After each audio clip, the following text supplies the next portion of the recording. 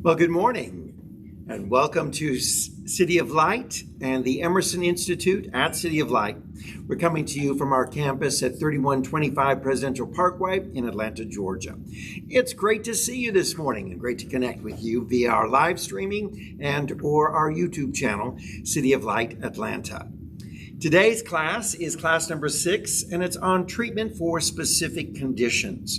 We're going to be talking a little bit more about that in just one moment. But to prepare for our class today, we want to make sure that we're all centered and we're in the right frame of mind to receive the highest and best. We know that the Spirit of God is ever speaking to us, and we want to be in tune, ready to hear the very voice of God that's speaking from within. So it's really important that we reset our vibration and that we take some deep cleansing breaths, releasing all the cares of the day and the stress that may have come upon us, things that we may be carrying within mind that are distracting. We're just going to breathe them all out. We're going to breathe in nice fresh air, hold for a moment, and then release. And as we do, let's release any of that negative energy and allowing just the highest and best, the full positive energy of the divine to flow within our lives. So let's breathe together. Would you join with me? Breathe in and release. Deep breath in and release. Deep breath in and release. And I'd like for you to set your intention of that which you desire to transpire in your life during this time that we share together. I'm just going to hold that thought in mind for a moment. What's your intention? What's your desire? And so it is. Let's begin. Class number 6, treatment for specific conditions. This is the basic principles of Signs of the Mind by Frederick Bales. This is an 8-week class. You are earning 2 credits if you're taking this class towards your degree, whether it be a degree in bachelor's, master's, or doctorate in spiritual studies. This class is an essential for each and every student because it's so foundational and it lays down the groundwork for us understanding so much more. So as we begin, let us never forget that we treat the thought rather than condition. Again, let's back up and make sure we understand treatment. Treatment is an affirming prayer that we are treating the thought versus the condition, a sickness, an illness, a state of lack, a state of confusion, whatever it may be. We're treating the thoughts around it, not the condition. This is because the condition is only the thought in form. Conditions are only effects and thoughts are the causes. So let us correct the cause and then the effects correct themselves. So it seems very logical that if we want to really address the healing or the correction of any direction in our lives, what we need to do is let's look at what is the cause, what's bringing this about within our life. So often in medicine today, in our physical world, we're treating the effects. We're not always treating the cause. So sometimes taking an aspirin or something for a headache is treating the effect, the pain, but it's not necessarily treating the cause of the pain because that headache may be coming through thoughts of stress and worry, tension that's within the body. And so the medication is not necessarily treating the cause, it's treating the effect. And in spiritual mind and in the science of mind, what we want to do is treat the cause. And when we do, the effects will change. So let's look at some examples. Say, for instance, stomach ulcers, and we're working on healing and doing prayer treatment with someone. There's nothing more physical in its manifestation than this ailment because it's nothing more than a mental issue that is bringing about the cause. So much of our illnesses are based on false beliefs that something or someone outside of us has the power to irritate us. Experiences in themselves have no power to irritate us. It's our reaction to them that brings about this irritation. Nothing can irritate us without our consent. So when we think about this, the ulcers are a result of worry and stress and tension that builds up within our body and creating dis-ease. So we've allowed then circumstances to irritate us, to bother us, to trouble our spirit.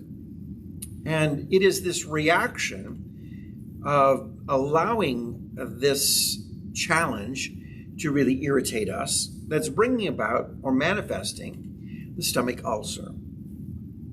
Now, here's what we want to understand, that nothing can irritate us unless we consent. So let's stop giving consent to these issues. Because how we evolve and grow in this world is all about how we respond to challenges. So what's most important is we stop and take a look. How are we responding to all the chaos of our world? How are we responding to the challenges that come our way? Are we responding with grace and peace and compassion? Are we responding with an assurance of great faith, knowing that all things are working together for our good? Or are we allowing the physical experiences of this world to dominate our thinking and saying, oh, everything is falling apart. I'm worried, I'm stressed. You see, that's what brings about the dis-ease within us. So a man or a woman thinks with every cell of his or her body, and the cell has no individual intelligence, no power independent of thought. It must take on the thought pattern of the person of whom it is part. So every cell is going to take on the thought patterns, the patterns of worry and stress, lack, these patterns of sense of failure, sense of feeling all alone, or whatever it may be that's troubling you.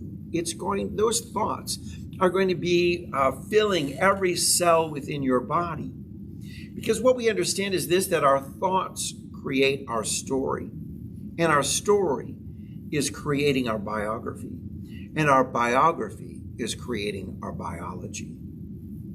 What this is simply saying is that what you're thinking is creating a story within you, a story of fear and a story of doubt and worry. And then that story becomes our biography, of which is a story that we keep telling over and over again and allowing ourselves to entertain these thoughts over and over and over.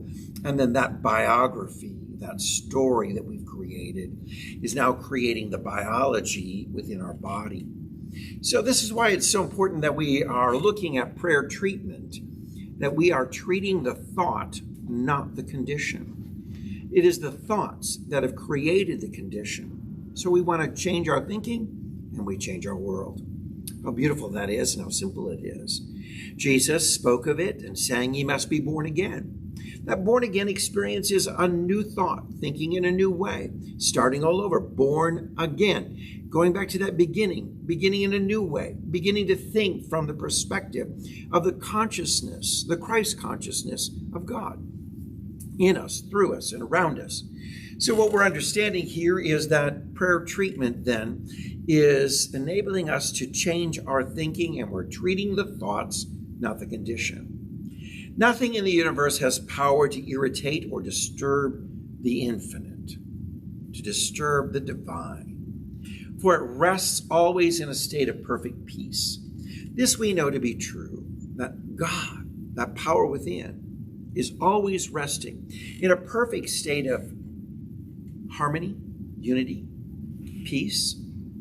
And when we entertain that, when we welcome that our thoughts are all centered around this divine presence that is at work within us, well, what happens is that things that may come and try to disturb our spirit or trouble our attitude, trouble our emotions and our thoughts, they're simply released, and we're not entertaining them because we're resting in this perfect peace of knowing. Now, treatment is a very definite thing for a definite purpose. So it's great to be very specific in treatment, even here where Frederick Bales is saying, as we offer this prayer treatment for someone, let's state their name. And he even goes as far as to say, maybe even state their address. Because this is about really calling about the definite or the specific purpose of treating this individual and this person's thought process So we want to be understanding that, wow, he's really zeroing in here on how specific we need to be when we're treating for an individual and an individual's thoughts. Now, you may not know their address, and that's okay, but he's just saying, let's go so far as we are so specific that this person is the person we are treating. This specific person and their thinking, not the condition, but John Doe's thoughts or Mary Jane's thoughts. We're addressing that person individually. Now, we treat the belief of the person, so we might say something like this. I know that every cell of John's body knows this truth that I speak and is being remolded according to it. Or, I know that every cell of Jane's body knows this truth that I speak and is being remolded according to it. So in one sense, there is nothing to heal. The illness lies simply in the false belief. This false belief that we are not living in complete wholeness. This is so important that we begin to grasp this, that our true state is perfection. We've been created as a perfect being, perfect body, perfect mind, perfect soul, perfect essence. We are that. The perfect God within us is unfolding and manifesting and working through us. When we come to that understanding, we realize that all else is that which we've allowed to come in, and we entertain these thoughts that are in conflict with the knowing and the understanding and the feeling of being in our perfection. So we entertain worry, we entertain stress, we entertain all those things, and that's what weakens the very nervous system, the immune system, and then allows us to be open to attracting any kind of dis-ease or illness within the body. So we want to go back to understanding that there's nothing to heal, but that the illness lies simply in our false belief. I find that so many people, as they entertain stress during this time, are making their lives more susceptible and open to colds, flu, COVID-19. They're filled with worry and stress and tension, anger. All these emotions are rising up, and they're attacking shall we say, the centered, original, perfect immune system that's deep within. And so every cell is responding with these thoughts of lack and worry and stress and fear and doubt. And on goes the list. And it is these false beliefs that all things are not working together for good. That's a false belief. Everything is working together for our good. And when we embrace that, then all this tension, worry, and stress just fades away from us. So Brenda has a comment here today. Thank you for joining us in our class. Do we treat and say that that person believes that they are whole and perfect? What if they don't really want to be whole and perfect? Well, I think that's the initial thing, saying, as Jesus spoke to the layman at the pool, do you want to be healed? Well, of course, his response was yes. Well, then here's what you need to do if you want to be healed. So I believe in our conversation with the person that we're offering treatment to, I think one of the big questions we might ask is, do you want to be healed?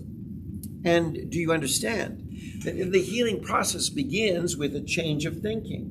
So I invite you to travel with me on this journey of rethinking, changing, releasing thoughts. And if they're willing, of course, they're going to come along with it. They're going to experience exactly what prayer treatment will offer them, a wonderful manifestation of health and wholeness. Now, if they're not willing, well, then we may back up and say, well, then why are we doing prayer treatment?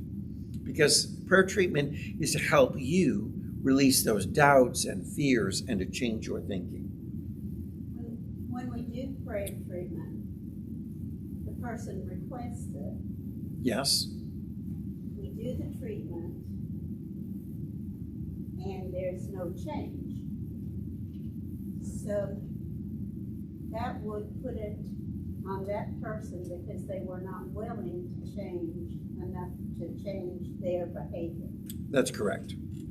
So if we're not willing to, we're just, as the practitioner, the person offering the prayer, we're guiding them to a new thought, to a new way, to a born-again experience, really, of saying, I'm going to start again with this issue concerning what's troubling me at the very core. I find that especially during the winter season, people engage a lot of stress. And why do we have such a cold and flu season that runs rapid around the holidays? Okay. Because people have entertained a lot of stress around the holidays.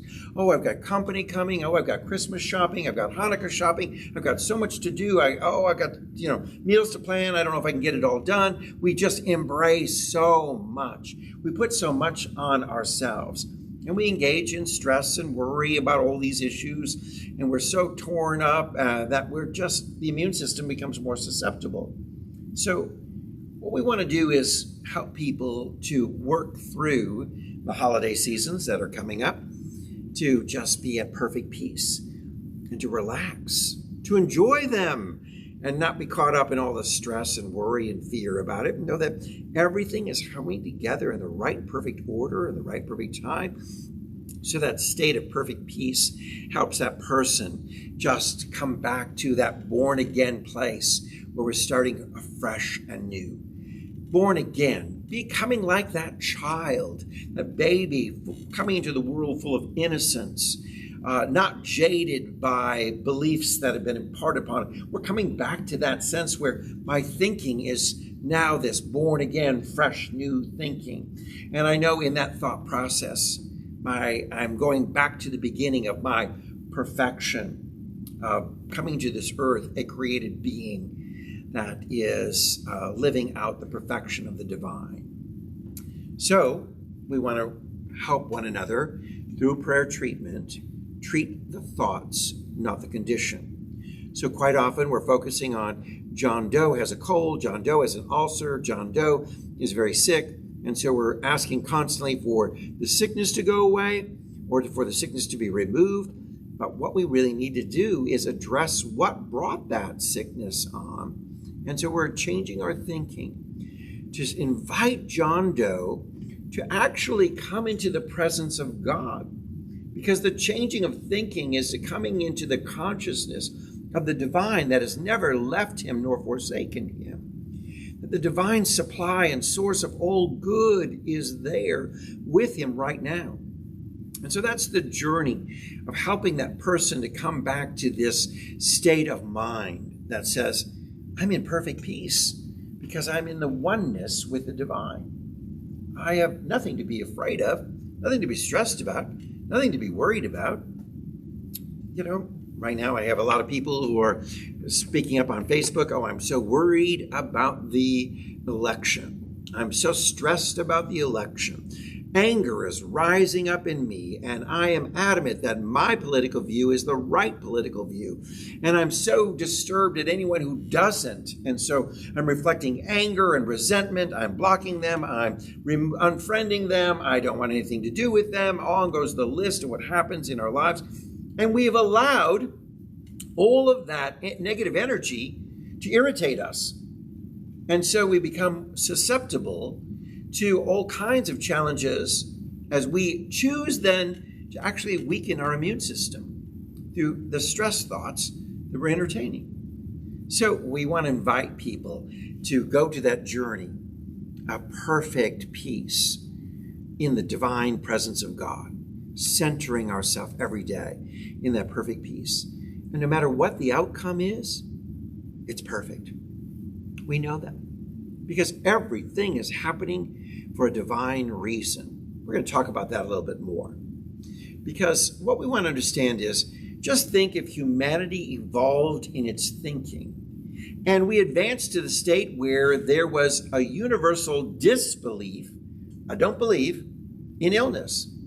Well, there would be none of it for us to experience.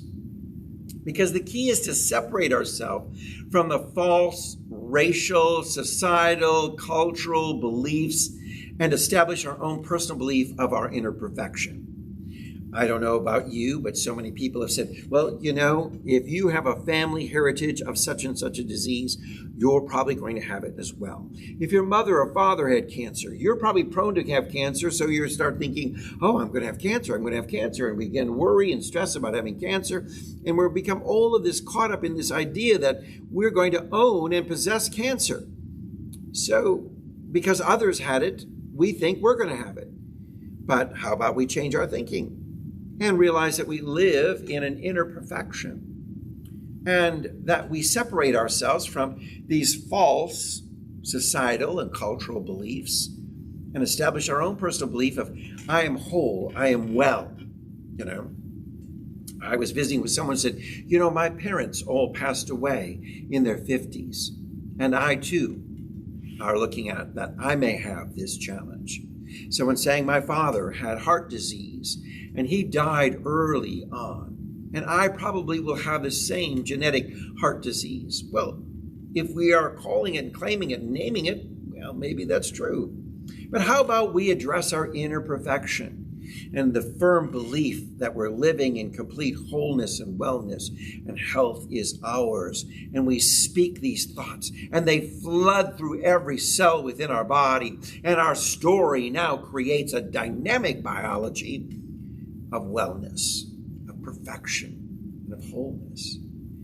What if we wake up every morning and begin a born-again experience of a new thought, of thinking, I am whole, I am well.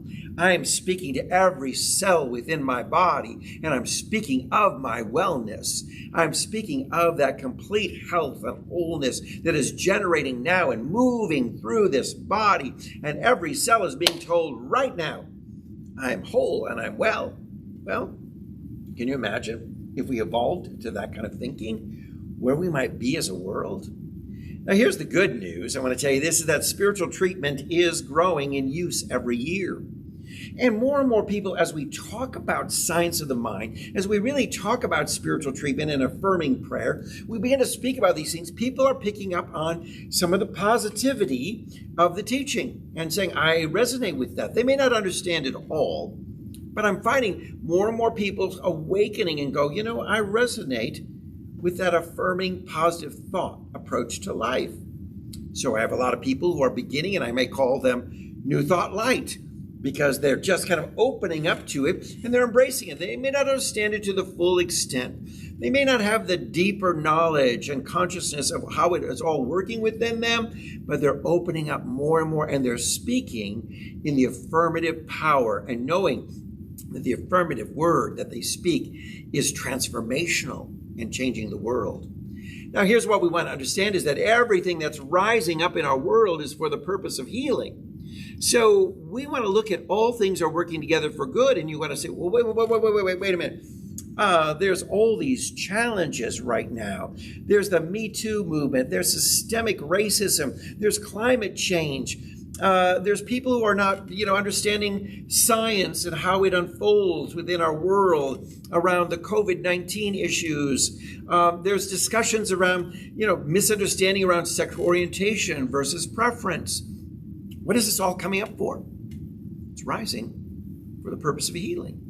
This is a good thing, because it's all this stuff that's been latent, laying down. It's now rising up for us to address, to speak about. And what's so important is that we clearly understand that man or woman is simply an extension of this infinite power and presence.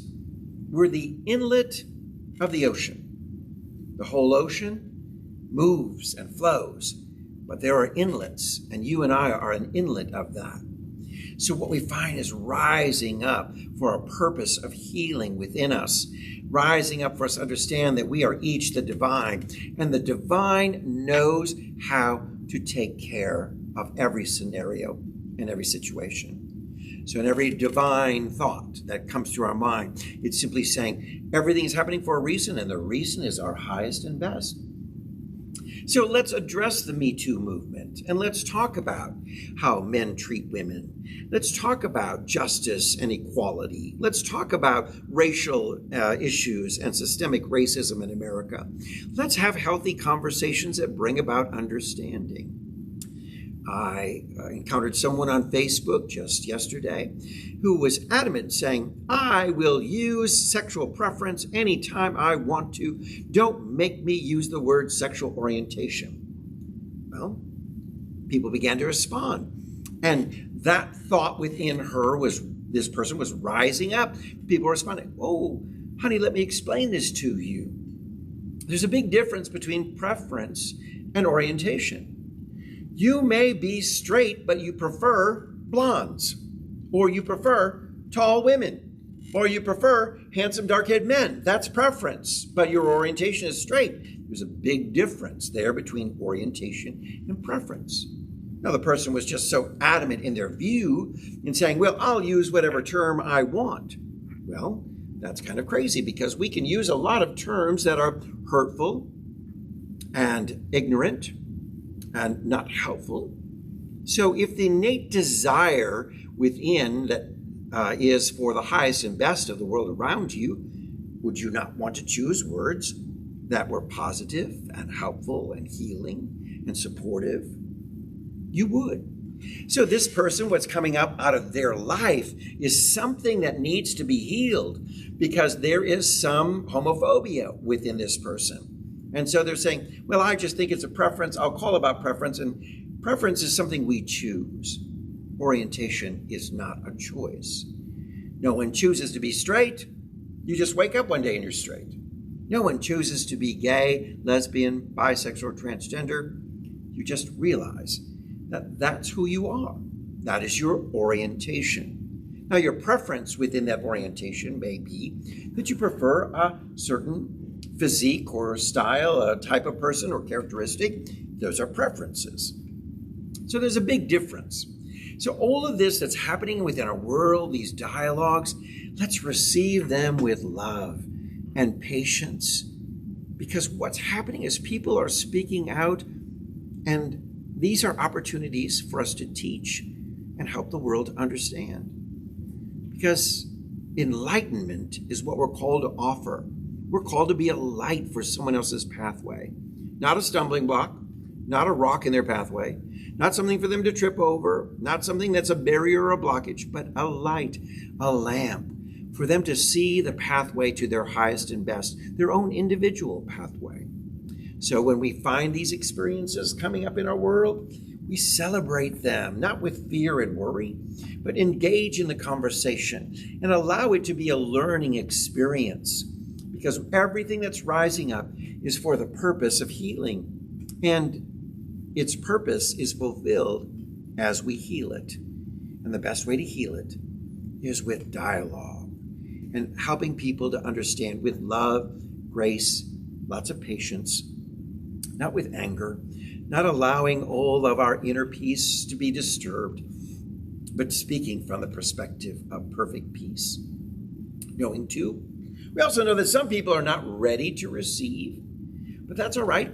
We can plant seeds and move on. We don't have to constantly harp on something and create arguments, but we can plant seeds and move on, knowing that everyone will be ready when the time is right for them to awaken. So what we understand is we can't understand this, we can't embrace this enough.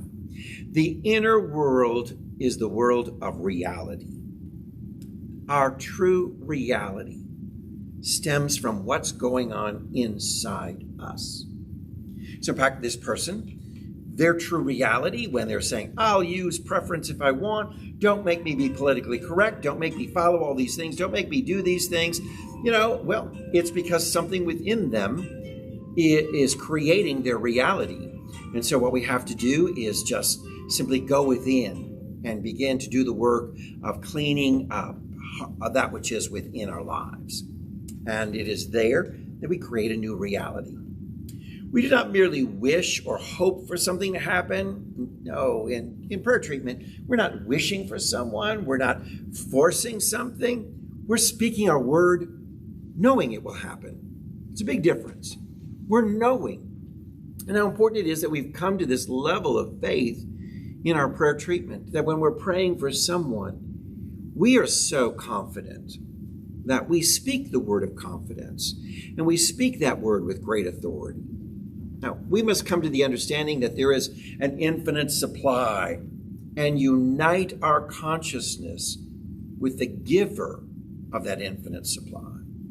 So if we're dealing with praying with someone or doing prayer treatment, not only around healing, because certainly the infinite supply of health and wholeness is coming from the divine, it may be around prosperity and abundance, it may be around success.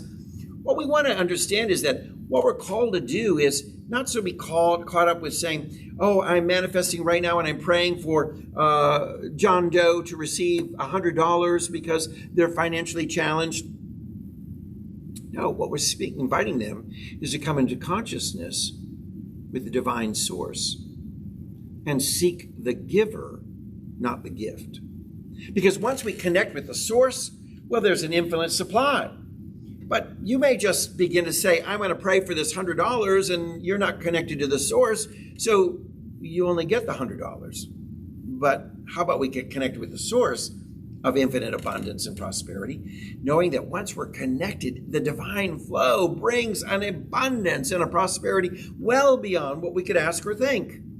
So our real goal here is to connect with the giver of the supply, not necessarily seeking or praying or treating simply just for the material gift, but connecting with the source. Once we connect with the source, well, then the divine supply begins to flow. And what's most important is our connection then with source. Scripture of ancient truth says, seek ye first, the kingdom of God, and all these things shall be added unto you. So what we're missing in our whole realm of lack and fear and doubt is that we don't have a strong connection with the divine. We haven't really connected wholly and 100% to the divine source. And when we do, we just know, wait a minute, I'm in good hands with Allstate, so to speak. You know, that commercial, and I love the symbolism of someone being in the good hands. And that's where we understand in consciousness, I'm in the good hands of the divine. Everything I need is there. So I relax, I chill, I don't worry, I'm not at fear, I'm not sensing any feelings of lack because I'm seeking first this kingdom. And it's time to seek the inner kingdom and unite our consciousness with that of the giver, who has never known lack and never withholding. Wait, let's back up. Well, what's the kingdom of God? Let's just make sure we understand that, because Jesus teaches that consciousness of oneness of God is what the kingdom of God is all about. I am one with the divine. There's no separation. The power and presence of God is in me, through me, around me, and for me. I am so one where I understand that I can speak the word, and my word is the word of authority, because I'm speaking the word of divine authority that's flowing from me. I'm awakened to this in consciousness. And where I dwell is the kingdom. This, the kingdom of God, the good hands. I'm there. This is where I am in consciousness. My mind is resting in this place where all the divine is providing, taking care of, and I don't even have to think about it, but how it's going to unfold. I love this passage from Romans chapter 13:14. It says, rather, clothe yourselves with the Lord Jesus Christ, and do not think about how to gratify the desires of the flesh. Let's back up and explain that. Rather, clothe yourself. Put on this consciousness. That's right. Dress yourself in it. Put it on. Make sure you're clothed in it, that you're wrapped in this consciousness, that you're dressed in this consciousness for the day. I am dressed in the consciousness of the divine source. And do not, I'm going to say it again, do not think about how, this is the scripture, let go of the how to gratify or how to achieve the desires of your flesh. We don't need to think about the how. Again, the how is not our business. That is the working of the universe. What our work is all about is simply the clothing of ourselves, that is the trusting, putting on the divine and embracing it fully. This is so important that we do this. So what we're doing is putting on the consciousness, the oneness of God. We're entering into the kingdom. We're placing ourselves in the good hands of the divine source. And so it is there that in this thinking, we don't even worry about how it's going to happen. We know it's going to happen. And we leave up the how to the infinite diversity of the divine in expression. That's right, because I love it. God thinks and knows of so many ways that we don't think of or acknowledge of the how and how the how can unfold. So we constantly want to think from a place of limitation when we get involved in the how. We're thinking, how am I going to pay this bill? Oh, I don't know. Well, if I take on 3 jobs, well, if I sold this, or if I get this, and we're thinking and we're stressing and we're worrying about the how, and yet we release it and let it go to the divine. And some unexpected income takes care of the bill or provides for us in an unusual way, or a way we didn't even think of. Because the universe has infinite possibilities. And us as humans, we're stuck in the limitation of the few possibilities we can think of from human mind. But when we open ourselves to the mind of God, the Spirit, opening up ourselves to the Christ consciousness, opening ourselves to divine, infinite possibilities flowing in us, the divine unfolds for us, infinite solutions and answers. We begin to attract them in the sense of our energy as I know. The divine is providing and making a way. I know it's happening for me. I am not even thinking about the how. I'm just thinking in the I know that it's already there. So we move past the material possession to the underlying principle of unfailing supply. Principle, law, truth. We're moving past the material possession, I need $100, to now engaging and uniting with this principle, this law of unfailing supply. That there's plenty in the universe for everyone. That's right, there's plenty in the universe for everyone. Wow, if we could just embrace that. We really could create a world that works for everyone, not just a few. If we began to embrace the thinking that there's already enough. There's already enough. So we can share. So we can help one another. We can lift up one another. We can provide for one another. We can do so with graciousness and great generosity because there's enough in the world already. For the underlying principle is that there is an unfailing supply.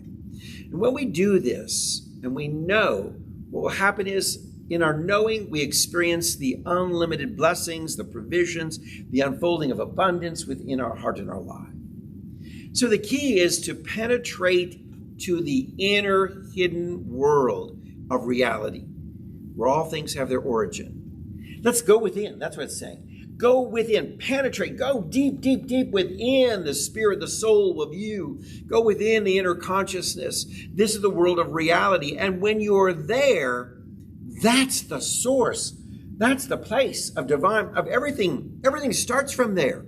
So when we're in the divine consciousness, when we're in the all state, shall we say, place of all good, when we're in the hands of the divine, when we penetrate, we've come into that place of thinking, and we've released all limited thinking of this physical world. When we come there, that's the place where all good things have their origin. They're coming from the divine.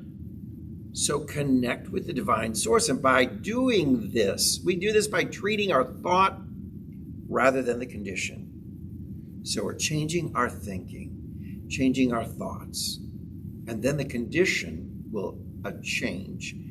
We change the cause, we'll bring about a different effect. Now, as an example of our prosperity, I want you to know that it's always there for us. Our prosperity has always been there. Since the moment you arrived in this world, you took that first breath and the soul united with that fetus. And in that first breath, life began. That's our birthday. This is where life begins. Prior to that time, there is a fetus forming within the womb. The soul awaits this opportunity for first breath to be united with that container of the soul, that physical body that's being created within the womb of the mother and is being sustained solely by the mother. It is the mother that takes care of that fetus, preparing it for the moment when this first breath happens and we usher into this world and we arrive in this moment. And here it is, we begin our life. It's our birthday. And let me tell you, your birthday begins with prosperity. Begins with prosperity. It's always been there. The divine abundance has always been there for you. But what happens in our world is we have allowed our lack of faith and our belief system of doubt and worry and unworthiness to cut us off from this divine flow. And this supply of blessing has been constant then from our birth, but since it's been continuous in the past, and it's going to be continuous in the future. It's always going to be there. The problem is that we're the ones holding it from unfolding in its fullness. And so often our challenge is these deeply rooted things like unworthiness and deeply rooted feelings of lack and that are gone into the deeper mind. Where do they come from? Well, we start getting taught those things. Our family will say things constantly, well, this month there's not enough. We don't have enough. Honey, we can't afford this. It's not possible. Your dad lives off paycheck to paycheck, and he's only got so much in the paycheck, and that's all he's on. We're all living on a fixed income. We say these things, and we teach our children these things. So then our children begin to believe, well, there's limitation in the world. And we begin maybe, hey, well, the neighbors down the street, they drove a new car. They're doing something right. Maybe we're not doing something right. Maybe we're not worthy. Maybe we're not as good as the neighbors down the street. Maybe we're not, God's chosen or whatever it may be, these kind of things that we teach to our children. And we embody then all these feelings of lack and separation from the divine good and unworthiness. And that's what's putting a restraint on this divine flow and tightening, shall we say, the channel and holding it back.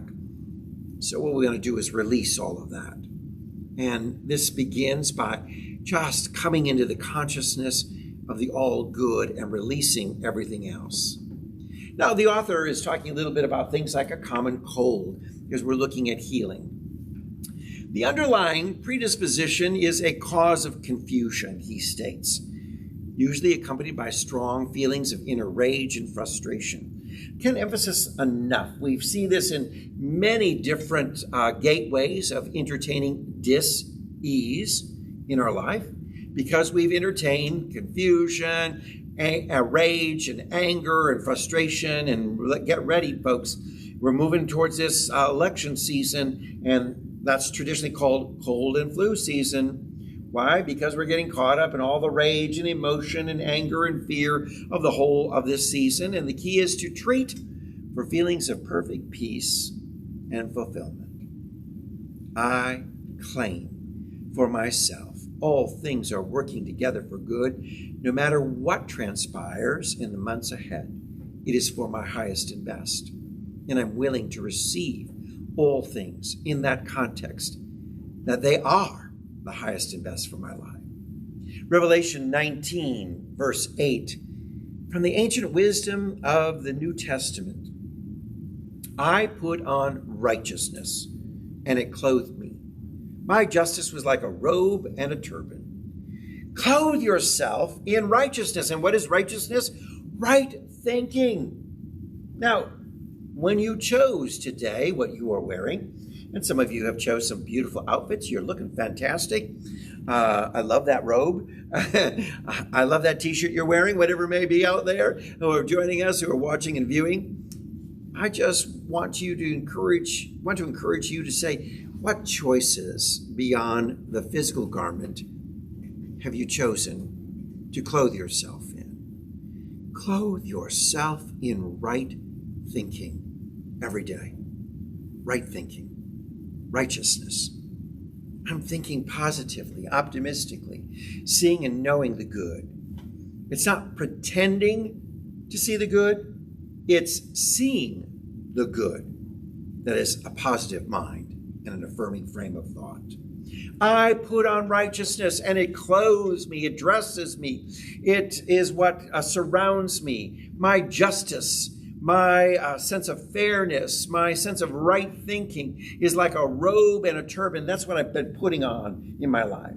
So you might say my righteousness and my just and fair thinking is this wonderful pair of this blouse and pair of slacks that you have on and this gorgeous scarf that you're wearing. And it is like those things that I put on for some of our classmates. Treatment, then, I want you to understand, is not a magic wand or hocus pocus, but it requires intelligent use of the laws of thought and clear reasoning. It involves more than just, ridding a person of a current misery. There's something deeper that's happening in the individual life when we do prayer treatment. Because treatment affects fundamental changes in the way of this person looking at life. If we've done treatment successfully, we're healing the whole person, not just healing that illness or helping them to move into a state of awareness of their own perfection, but we're now treating the whole person. Because what happens in a change of mind, a change of thinking, is that a person is healed through this method of science of the mind, and their whole outlook of life is bettered. Because why? They're seeing that they are living from the good hands. They're living from all state, shall we say, the all good. We're living from that. When you're in good hands, you're in the divine presence. This is where you live from. And it begins to not only change the condition that you've engaged in, this effect based on a cause of dis-ease, but your whole life is now bettered. You become kinder. You become more tolerant, more unselfish. Be a person who no longer demands that everything shall evolve about him or his wishes. And I love that. Because I encounter a lot of people who say, oh, I'm into this new thought teaching, and I'm so into this stuff and new age stuff, and I want to practice all this healing stuff for people and all this kind of stuff, but they haven't done the work of changing their thinking and gone into the deeper consciousness, where it's the origin of all good. Because sometimes they come and say, oh, I want to do this wonderful workshop for you, but I'm poor and we can't make much money and I'm a nonprofit. Can you give me a discount? Could you give me this room for free? Could you do this? They're coming to our spiritual center. And I'm like, wait a minute. What happened to your consciousness of prosperity and abundance? Where'd that go? So you haven't really entered in to the consciousness of the divine. You're on the outskirts and you're looking for manifestations. And you're trying to work things for other people. I want to do some healing for you. I want to do this and that for you. Oh, wait. It all starts when we've done treatment within our own life. When we say, I am so one with the divine, that I'm a reflection of the divine, that all that I know of God is what I know of me. God is love. I am love. God is prosperity. I'm prosperity. God is success. I'm success. God is generous. I'm generous. God is infinite blessing. I'm infinite blessing. So we live and move and act from that type of thinking, and that changes everything. We become more kind and more tolerant, we're not then saying, I demand my way and I want this and I want that. What happens is we begin to meet life as it comes to us with an ability to adjust to it. That no matter what challenge comes to our way, life gives us lemons. What do? Start making some lemonade, honey. That's right. Squeeze those lemons and get that good juice out. And let's drink of the joy of this fresh, sweet lemonade that we've created. When life gives you lemons, make some lemonade. And that's truly a spiritual application for our lives. Because when we've done the personal work within our own lives, and we are in oneness with the divine, everything falls into perfect order. And we know that. We know that. We know that. And we live from that. And so we make lemonade, and we joyfully do so. Now, this is the sign of an emotionally mature and well-balanced person. And those who have engaged in spiritual treatment will find such a transformation in their life. They engage in life from a newfound sense of maturity. They're not disturbed and irritated by things in this world. They're not one who causes more confusion and negative energy. They're not one speaking from the perspectives of anger and resentment and hurt, or saying, I deserve X, Y, and Z, and you better come to my demands. No, that's not the spiritually or emotionally mature, well-balanced person.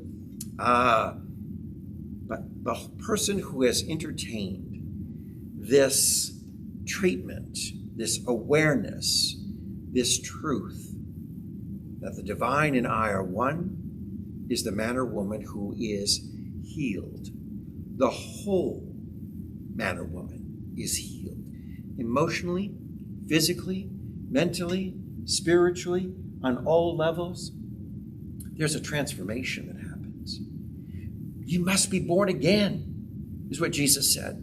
You've got to begin to do this treatment work where you do this treatment for, and it begins within you before you can give it to anybody else, where you sense and know without a doubt, I am so one. The Father and I are one. The divine source, God and I are one. The power of God now flows in me, through me, and that's how I live. And all the good that is of God, all the essence of blessing and prosperity and generosity, that's how I live.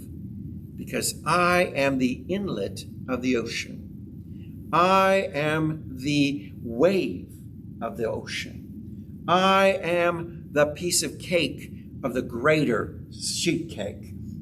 Each of these analogies describing that we are one with the divine, and everything that's in the great sheet cake is in the piece of cake. Everything that's in the ocean is in the wave. Everything that is in the ocean is in the inlet.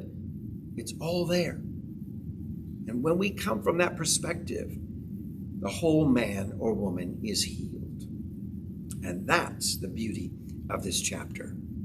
Well, thank you so much for joining us today for this discussion. And I so appreciate you taking the time to go through this class with us. Now, remember, if you're looking for notes to follow along, please send us your email address. You can send it to me at revtpaul@aol.com. And there, I'll pass it on to our registrar, and notes for every one of our classes will be sent out to you prior to each class session. So you can follow along at home and engage more. We really appreciate your comments, and we love it when you have questions. Feel free to ask at any time, because the goal here is that we come to a level of new understanding. So if you have a question or a comment, we love to hear from that as well during each session, no matter what time it may be. Just feel free to interject, because our registrar is following the Facebook notes, and at any time can share your comments with me so we can address them personally. So as we conclude each class, we ask, what's your takeaway? What are you taking away from this class? What is your aha? What sticks with you? What really spoke to you today? So I hope you'll take a few moments to look through the notes or the things that you've jotted down or your reflections. And if you'd be so kind as to type those in if you're viewing this class session, let us know what your takeaway is. And while we're waiting to hear from you, we're going to go around our class of our students who are here in our classroom together. Let's begin with Steve Ginn, and he's going to share. What's your takeaway, Steve?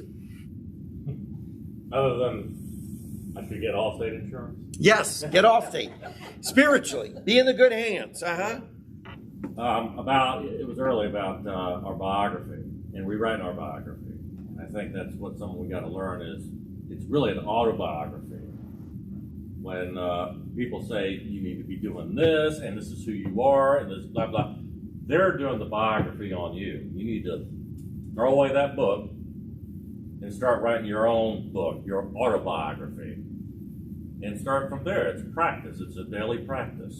No one can tell you who you are. It's got to be you. You have to find out.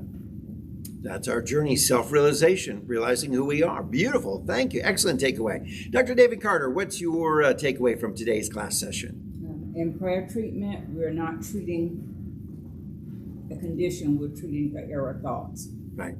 Beautiful. Excellent. Let's go over here to Brenda. What's your takeaway from today's class? Speak up real loud. Yeah, come on over here so that the microphone will pick you up. In order to do any of the prayer treatments or help other people, we have to be in the mindset of I am the Father of one. And in order to do that, you have to daily practice. And then at the end of the day, go back over your day and see where you might have erred. And then go from there and do better at it. Beautiful. Excellent. And Anne, do you have a takeaway for us? Can you step up here and come a little closer towards the mic? We appreciate that so all of our students can hear what your takeaway is today. Well, I came in late. I'm sorry I missed the first half, but I love the fact that every morning when I get dressed now, I'm going to remember that I'm clothing myself in right thinking. Beautiful. That's right. Clothe ourselves in right thinking. Excellent. All right. Are there any other takeaways from us today? All right. Well, it's a delight to have you with us. We'll look forward to you joining again next Thursday at 10 a.m. as we continue in this study of Basic Principles of Science of the Mind by Frederick Bales. Now, if you've not purchased the book, I encourage you to go to Amazon.com and you'll find it there. Basic Principles of the Science of the Mind by Frederick Bales. Great book. Has all kinds of insights. There's also some questions at the end of each chapter which really help you to glean even more so the truths that are being offered. And if you enjoyed our class sessions here at Emerson Institute, we so appreciate your financial support.